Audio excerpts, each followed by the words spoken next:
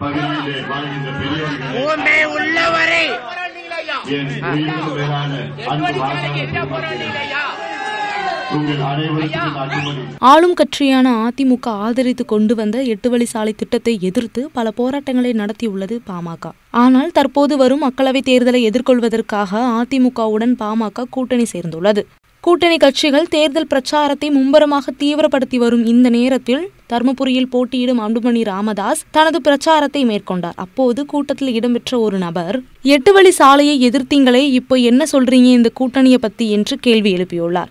அப்போது அந்த கூட்டத்தில் பங்கு பெற்ற செம்மலை எம்எல்ஏ அந்த நபரை சரமாரியா தாக்கியுள்ளார். இந்த வீடியோ தற்போது சமூக வலைதளங்களில் வைரலாய் பரவி வருகிறது.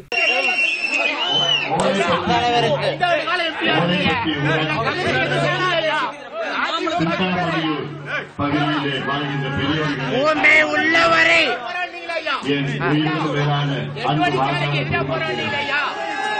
உங்கள் அனைவருக்கும் அன்புமணி ராமதாஸ் நாடாளுமன்ற தேர்தலில் அகில இந்திய அண்ணா திராவிட முன்னேற்ற கழகத்தின் தலைமையிலான ஒரு மகத்தான கூட்டணி அனைத்து தலைவரும் சேர்ந்து உருவாக்கி அமைப்பு செயலாளரும் முன்னாள் அமைச்சரும் தமிழக அரசியலில் மிக மூத்த